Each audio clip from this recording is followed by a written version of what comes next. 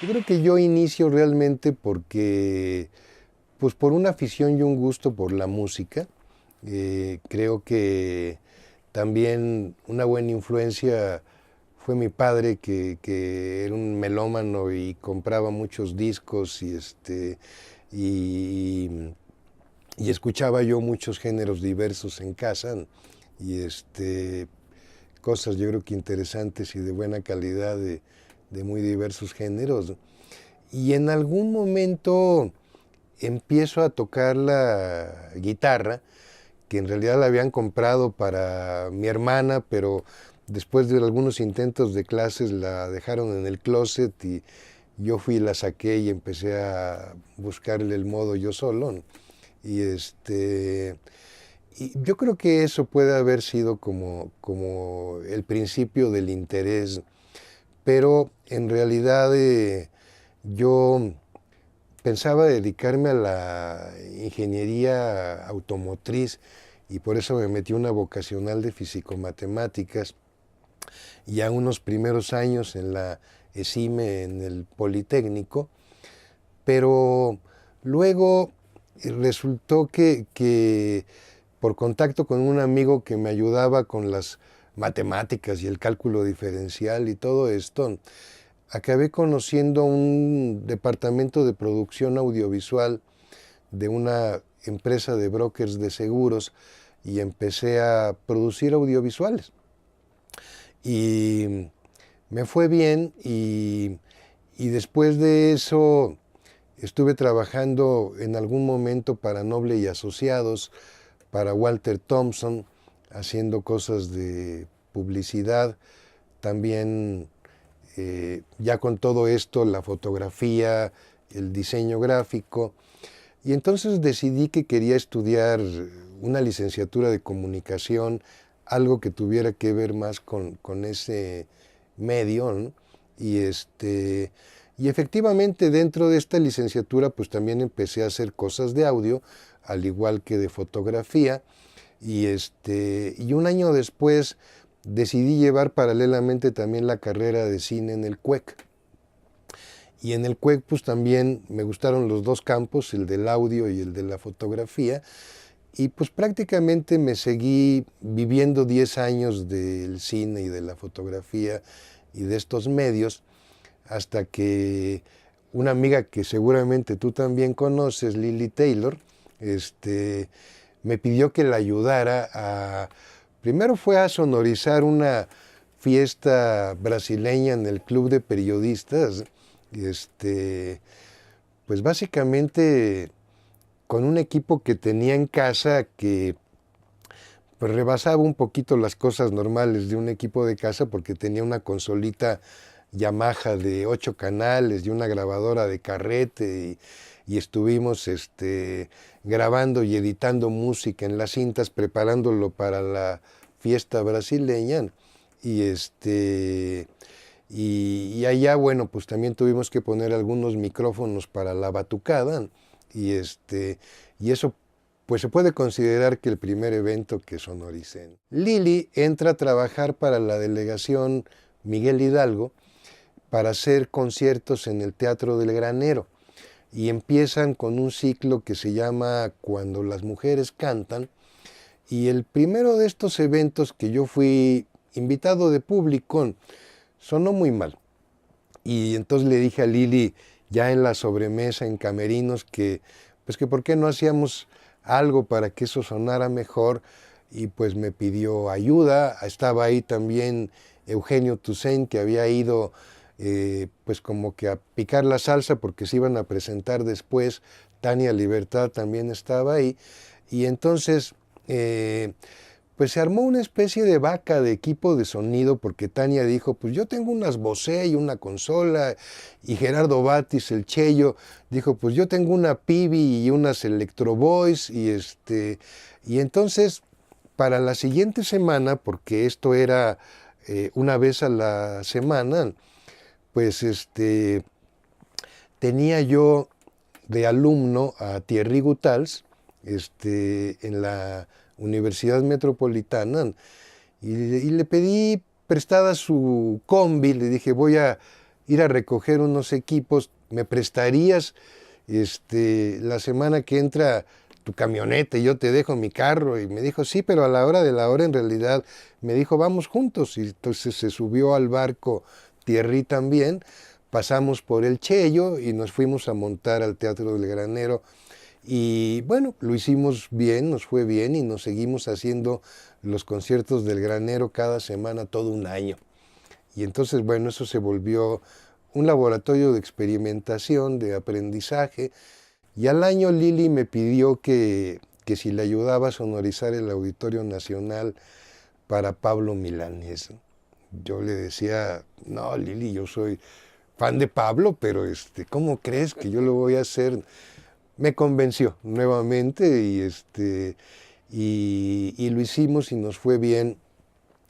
Y después me empezaron a pedir que sonorizara otras cosas, ya no solo ella, el mismo director del Auditorio Nacional. Empecé a hacer conciertos con Joan Manuel Serrat, con Paco de Lucía, tiempo después con Mercedes Sosa, con una gran cantidad de artistas. Luego esto ya fue creciendo. Philip Glass en Bellas Artes, Ravi Shankar con la Orquesta Sinfónica y bueno, una cantidad de cosas realmente increíbles. Y ya no pude parar esta bolita, me encantó y más bien se fue quedando un poco de lado el cine y la fotografía y me dediqué de lleno a la sonorización de conciertos. Creo que me tocó ser de los primeros en tener una consola digital para en vivo, ¿no? Ya había algunas consolas digitales más pensadas como para estudio, para grabación, para cosas de ese tipo. Incluso recuerdo que había una Yamaha, creo que era DMX 1000, que tenía como integrada la grabadora y la consola en una sola unidad. Esa la conocí por Antonio Maldonado, ¿no? Yo creo que él es como de los pioneros en tener consolas digitales y cosas de ese tipo aquí en México. Y cuando hicimos Tecnoson en el 2003, adquirimos unas consolas francesas Innovason, que yo creo que sí fueron las primeras consolas digitales para en vivo que llegaron a México. Consolas de gran formato y pensadas como para ese uso. Adquirimos dos SY-80, que era un modelo nuevo que recién acababa de sacar Innovason y que tenía ya cualidades que para esa época eran fabulosas, ¿no? Tenía 80 faders y todos eran configurables como uno quisiera. Uno podía disponer de cualquier posición y de cualquier fader para que fuera grupo auxiliar, canal de entrada, VCA o lo que uno quisiera. Era de configuración abierta con posibilidades de trabajar 64 canales hasta 48 de salidas, corriendo por dos cables coaxiales con un carrete de 150 metros que podía llegar a transmitir y recibir 64 por 64 canales. Eso realmente fue una cuestión, yo creo que muy interesante, y creo que Innovason realmente fue pionero en toda esta tecnología, aunque probablemente no fueron nada buenos, digamos, en términos de mercadotecnia. Y eso también porque en la época en la que surgieron sus consolas, pues realmente eran los únicos. Entonces se usaban lo mismo para los Grammys. La BBC de Londres compró más de 20 consolas de esas. Y entonces, pues como que no les preocupaba mucho la mercadotecnia. Y sin embargo, muy prontamente empezaron a entrar otras. Realmente la PM1D de Yamaha surge prácticamente en el mismo momento que esta segunda generación de Innovason. Y no se vio tampoco mucho en México ese modelo, pero Televisa adquirió unas, por ahí alguna que otra empresa de sonorización, yo creo que no más de 2 en términos de empresas de sonorización, pero luego vinieron ya modelos mucho más accesibles como la PM5D y empezó a aparecer también productos de otras marcas como la Venue Profile y esto ya se empezó a extender y a popularizar de una manera más amplia y creo que, creo que es muy interesante lo que se puede lograr con ellas, aunque de todos modos yo creo que sigue siendo muy agradable y muy interesante lo que se puede lograr con las análogas, ¿no? En términos de las diversas tecnologías que se han dado, yo creo que en, en algunos casos se han creado ciertos mitos digamos, de condiciones de calidad de unas con respecto a otras. Y algunos yo creo que tienen que ver prácticamente con preferencias más que otra cosa.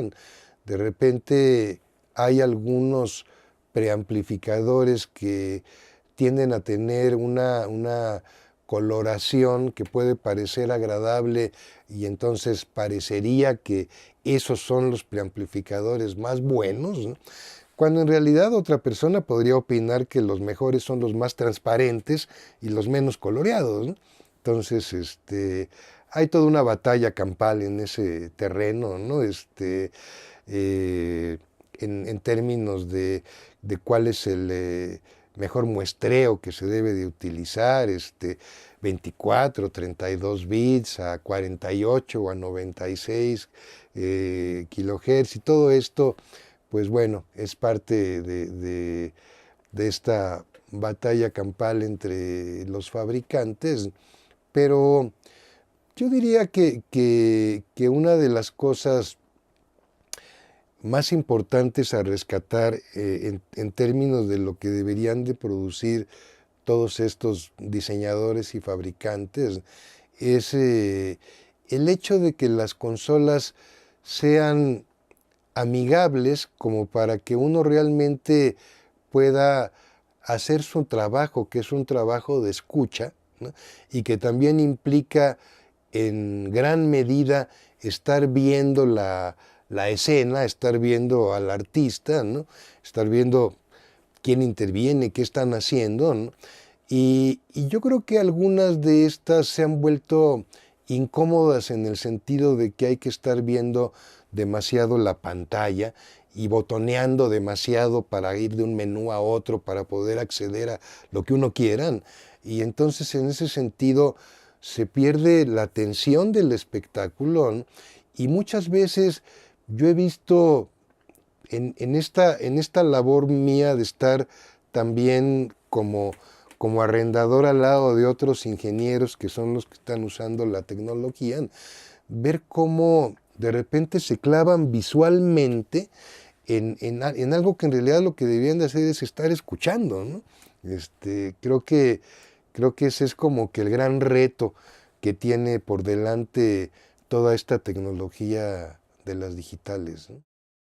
Hay una gama muy amplia de dinámicos y condensadores que se usan en este medio y prácticamente yo creo que la condición que lo hace notoriamente diferente del trabajo en estudio es que pues tienen que ser direccionales, ¿no? Tienen que ser cardioides, supercardioides, hipercardioides, pues para evitar toda esta parte de la problemática que implica tanto la retroalimentación con los sistemas de bocinas como también la contaminación de una fuente sonora con otra en el mismo espacio, ¿no? Entonces, la microfonía cercana y la microfonía direccional, digamos, yo creo que son como los dos grandes imperativos del trabajo en conciertos sonorizados, ¿no?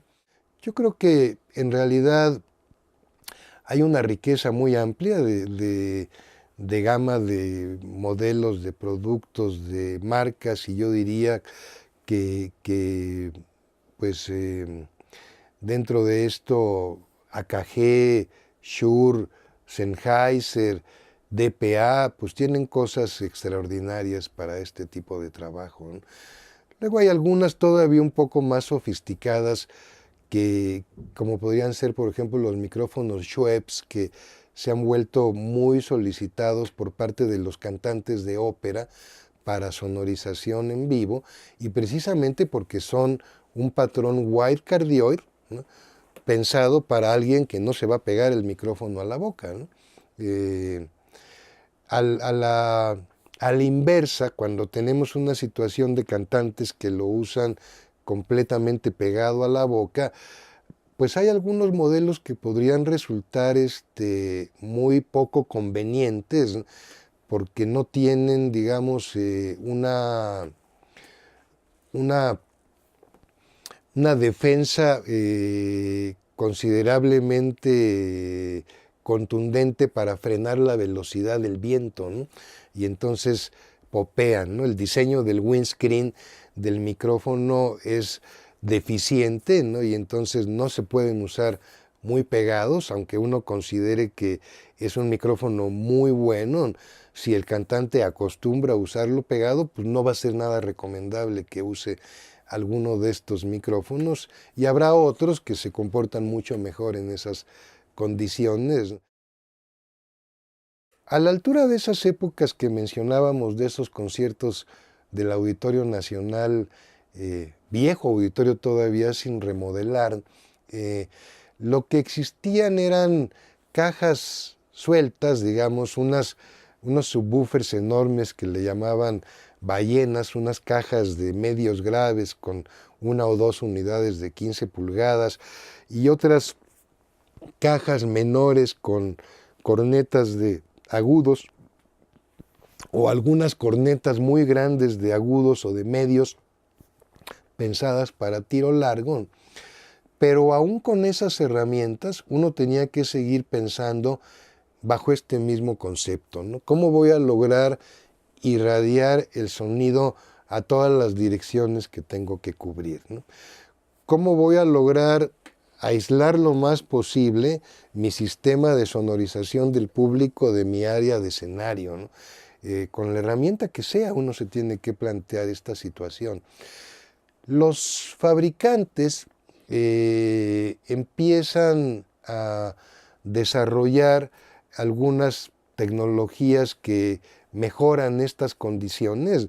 Uno de estos aportes es, por ejemplo, que las cajas se convirtieran en cajones trapezoidales que permitieran reducir la interacción entre caja y caja, que son cuestiones que provocan filtros de peine, cancelan ciertas frecuencias, interactúan en malas condiciones una con otra, y empezaron a preocuparse por la coherencia, ¿no? por una mejor acoplamiento entre las cajas.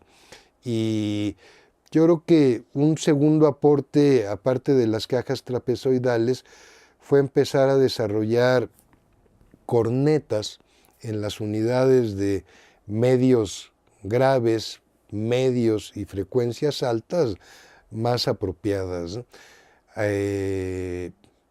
Innovación interesante también los plugs de fase para mejorar el arribo en tiempo de los conos, particularmente en mejoras en el desarrollo exponencial de las cornetas de los agudos, ¿no? Y con esta tecnología empiezan a surgir cosas como las JBL Concert, como las EAW KF850, que se volvieron muy populares. Por ejemplo, su precedente, la 550, ya había desarrollado cornetas y plugs de fases, pero la caja era cuadrada, ¿no? Con la 850 ya se vuelve una caja trapezoidal que se puede colgar, que puede acoplar mucho mejor una con otra. Meyer empieza a producir, las primeras fueron las MSL3 y luego ya sus versiones autoamplificadas con la MSL4. Nexo empieza a desarrollar las series alfa, ¿no? una serie de modelos de gabinetes distintos con las mismas dimensiones y proporciones que permitían arreglarlos, combinando cajas de tiro largo, de tiro medio, de downfield, y entonces yo creo que aquí, digamos, es donde se genera un gran boom de desarrollo tecnológico en los conceptos acústicos de las cajas, y por lo tanto, pues una gran herramienta para nosotros los ingenieros en términos de cómo aplicar esos recursos en función de un espacio determinado, ¿no? Llega después la tecnología de los line arrays. Esto arranca prácticamente en 1993. El doctor Hale con L-Acoustic desarrollan la VDOSC. Paralelamente, EAW desarrolla la 860, 861. Esas tenían ya también un primer aporte de concepto de control de patrón direccional de las frecuencias medias graves. El concepto de la VDOSC empieza a integrar también ideas muy interesantes con respecto al difusor de onda guiada de los agudos, a buscar crear un frente planar, le llama el doctor Hale, y con esta tecnología se abre como que un nuevo capítulo, que es poder lograr que nuestra audiencia tenga la misma presión sonora desde la primera fila hasta la última fila. Algo que podía parecer absurdo, porque ¿cómo? Si la energía se pierde en el espacio, ¿cómo voy a poder tener la misma presión atrás que en medio que adelante? Y sin embargo se puede. No es que estén realmente rompiendo una ley física, sino que esa ley física aplica para conceptos de radiación omnidireccional, sea lo mismo un foco, una fuente lumínica o una bocina. Y a la hora que empezamos a concentrar la energía, a poderla direccionar, en ese momento podemos lograr este tipo de efecto, de tener una cobertura homogénea en toda el área de audiencia, ¿no? Pues sí, yo creo que sí. Yo creo que, por una parte, si habláramos entre la fotografía y el sonido, yo siempre los he visto como la misma cosa, como algo completamente integrado, porque en realidad, pues ambas, la luz y el sonido, pues son parte del mismo espectro electromagnético, ¿no? Estamos hablando de fuentes de energía, estamos hablando prácticamente de las mismas cosas, ¿no? De medios de captura, ¿no?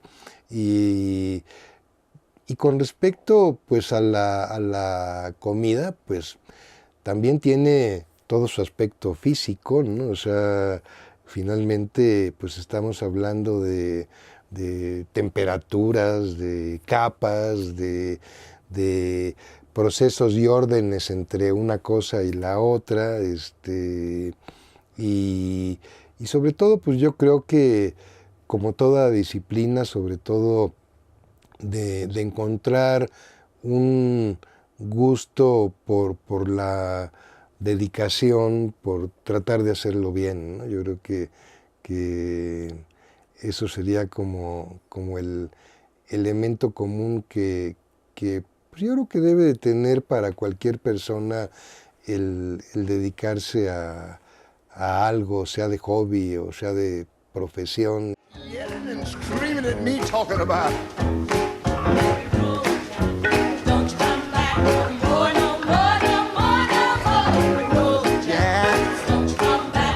I didn't quite understand it first, you know what I mean? Hit the road, Jack. And don't come back no more, no more, no more, no more. Hit the road, Jack. Don't come back no more. Oh woman, don't treat me so mean. You're the meanest old woman that I've ever seen. I guess if you said so, I'm gonna have to pack my things.